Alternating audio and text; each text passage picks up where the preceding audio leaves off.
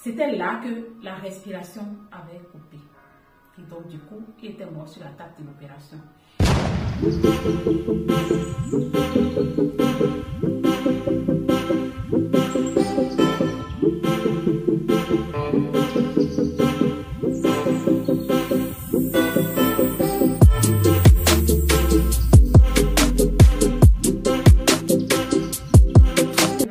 Bonjour sœur Marina. Bonjour ma soeur, comment tu vas? Ça va très bien toi? Ça va, ça va. Bienvenue sur le plateau des femmes bâtisseurs.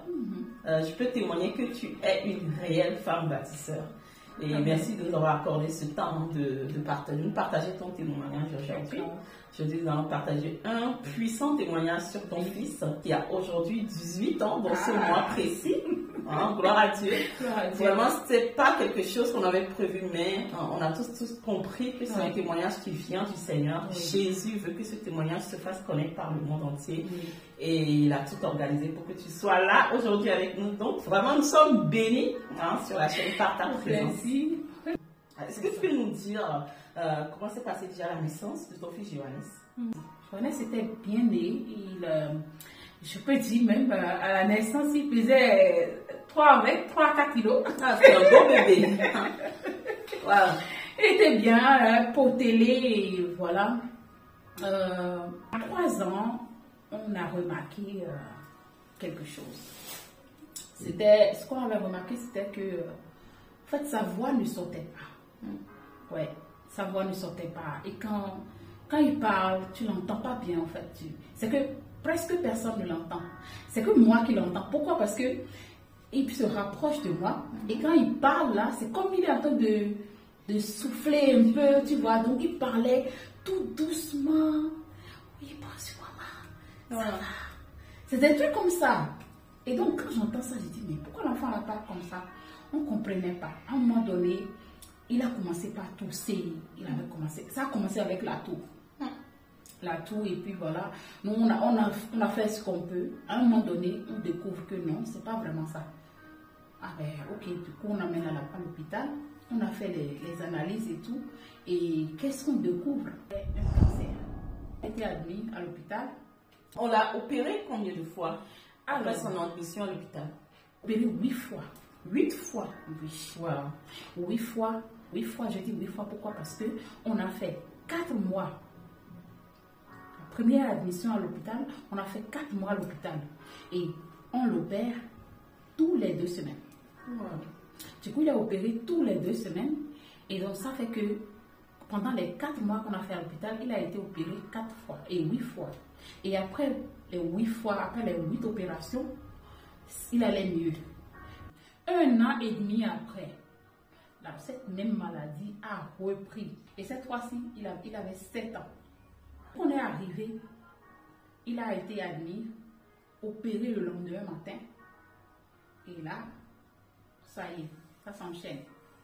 Comme d'habitude, on fait des jours à l'hôpital. Et on était là. L'opération se suivait.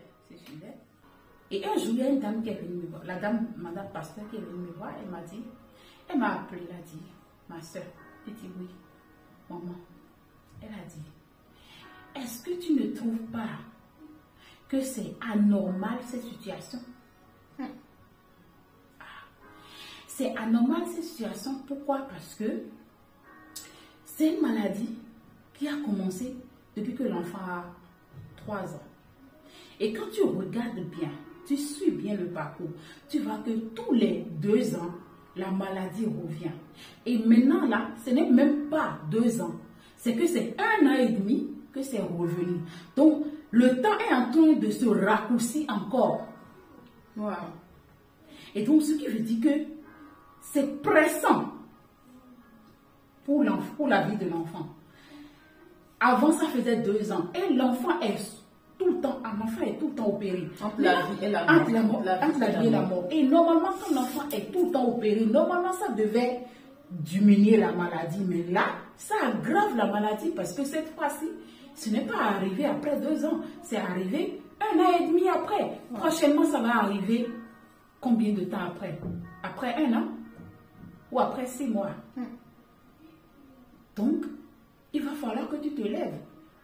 Secondo, c'est que à chaque fois que tu veux démarrer une activité, à chaque fois que tu veux commencer quelque chose, la maladie surgit. Et quand la maladie revient, ça commence en décembre. Wow. Ça commence en décembre. Et c'était ça. Et quand elle m'a parlé comme ça, oui, j'ai compris. En fait, j'avais reçu comme un tic. Une révélation. Une révélation. J'ai dit, ben oui, elle a raison. Il faut que je me lève. Amen. Et c'est là que j'ai commencé par prier le Seigneur. Amen. J'ai commencé par prier. J'ai commencé par prier. Et là, tu avais combien de temps, combien d'années dans la foi depuis que tu as reçu Jésus et que la dame est venue te parler à l'hôpital? J'avais 1 an dans la foi. Amen. Ouais. J'avais 1 an dans la foi. Et donc, quand elle m'a parlé comme ça, j'ai dit, ok, et non, il faut que je change ma façon de la manière de prier. Ouais. Parce que là, le Seigneur vient de te montrer que cette maladie est en train de conduire tout droit ton fils vers la mort. Parce qu'on a eu à faire des opérations sur opérations qui n'ont rien donné. Exactement. Et qui fait que la maladie revient tout le temps, chaque année, épuiser tes économies, épuiser même ton moral, ta santé, hein, même la santé de l'enfant qui va en jeu dans tout ça. Et là, tu prends les choses en main et tu décides de prier. Et j'ai décidé de prier. Et là, c'est quand j'ai commencé par prier. J'ai commencé par prier. Et le Seigneur m'a donné un verset. Il m'a donné une parole. Et cette parole se trouve dans Ésaïe 65. Ésaïe 65, verset 33 à 34. Ils ne travailleront pas en vain. Amen. Et ils n'auront pas des enfants pour les voir périr. Car ils formeront une race bénie de l'Éternel et leurs enfants seront avec eux. Et verset 24 qui dit, avant qu'ils m'invoquent, je répondrai. Avant qu'ils aient cessé de parler, j'exaucerai. Wow. Et quand j'ai reçu cette parole, j'ai dit, mais c'est ça. C'est exactement ce qui se passe. En fait, c'est ce que je vis. Là, je travaille en vain. Alors que la promesse de Dieu envers moi me dit, je ne travaillerai pas en vain. Et tout ce que je gagnais dans le temps, c'était en vain. Parce que tout ce que je gagnais, je prenais juste pour payer les soins. Exactement. Et donc c'était ça, c'était ce que je vivais. Alors que la parole de Dieu me dit que ce n'est pas mon partage de travailler en vain. J'ai pris conscience, j'ai dit, mon enfant ne mourra pas. Alléluia. Pourquoi? Parce que Dieu m'a dit, je n'aurai pas des enfants pour les voir périr. Alléluia. Une phrase qui est la dernière, qui disait, car ils formeront une race bénie de l'Éternel et leurs enfants seront avec eux. Ce qui veut dire que je n'aurai pas les enfants pour les voir périr et je n'aurai pas des enfants pour y rester sans ces enfants-là. Ces enfants, en fait, c'est que on va pas me dire que, ah, mais tu avais un enfant et où est l'enfant? Et que je vais dire, mais l'enfant, je ne sais pas, l'enfant est mort ou quelque chose. Non. La parole de Dieu me dit que mes enfants seront avec moi. Amen. C'est vrai que je priais, mais quand je n'avais pas encore la révélation cachée, ce qui était caché derrière cette maladie, ce que cette maladie voulait faire, c'est le but de cette maladie de surgir tous les 2 ans, tous les 1 an et demi, je ne savais pas en fait. Et là, dès que j'ai eu cette révélation, directement j'ai dit mais oui. Et au moment où j'ai accepté que la situation n'est pas normale, c'est là que le Seigneur m'a déjà exaucé. Là, Dieu te montre son plan à lui maintenant. C'est ça. Dieu t'a révélé ce qui était le plan de l'ennemi, qui était de faire mourir cet enfant. Et là, Dieu aussi te révèle son plan à côté pour te dire que ce plan, ce n'est pas de voir ton enfant périr, ce n'est pas de voir ton enfant mourir, c'est de ne pas de revenir sans cesse à l'hôpital à répétition, mais de voir cet enfant former une nation bénie, de voir cet enfant grandir avec toi. Ça, c'était le plan de Dieu. Après ça, l'ennemi a voulu tester ta foi, l'ennemi a voulu aller à l'encontre de ce que le Seigneur avait prévu et a emmené cet enfant directement dans le coma. Exactement. C'est arrivé comment? Au fait, je me rappelle bien que c'est pendant le pansement, le canule s'est déplacé. Wow. Alors que le pansement se fait tous les matins et il ne s'est jamais rien passé là. Il ne s'est jamais déplacé. Et ils l'ont mis sous oxygène, ils ont tout fait. Ils ont fait leur possible pour mettre l'appareil à la place. L'appareil ne se mettait plus à la place. Jusqu'à ce que l'enfant était parti. C'était là que la respiration avait coupé. Et donc du coup, il était mort sur la table de l'opération. Et après, quand il est mort, moi j'étais en salle, la salle d'attente, j'attends. Et j'étais là, il y a un docteur qui est venu me voir. Et le docteur, il a commencé par noter l'heure, tout ça de l'heure de la mort, voilà. Comme il croyait que l'enfant est mort pour toujours. Et donc, ils ont pris l'heure, et tout. En fait, ils ont noté l'heure et le nom de l'enfant et tout ça. Ils ont pris tous ces renseignements. Ils sont partis. Et tout d'un coup, j'entends la voix de l'esprit. J'entends le Saint-Esprit me dire, sors dehors. Au moment où je voulais me poser, qu'est-ce que je vois? Je trouve un bout de papier. Comme un reçu. En fait, c'est un reçu qui avait été, comment on dit, sous le sable, en fait, par terre. Mouillé de plus de sable. Voilà, exactement. C'était mouillé de plus de sable. Et quand j'ai vu ça, et c'était comme si quelqu'un l'avait pris et déposé là. Et donc, mon regard est dirigé directement sur ce papier, sur ce reçu. Et quand j'ai vu le reçu, en fait, j'ai vu une parole qui était écrite sur le reçu. Et cette parole était en train de me faire comprendre clairement que Jésus-Christ est déjà mort pour moi. Jésus-Christ est mort pour moi. La mort ne sera plus mon partage. Et au moment où j'étais, ce que je vois un docteur qui court de la salle d'opération. Il sort dehors, il me voit et dit, hey, madame, s'il vous plaît, madame, c'est bon, il est revenu. Il m'a dépassé, il est parti. J'ai dit, merci Seigneur.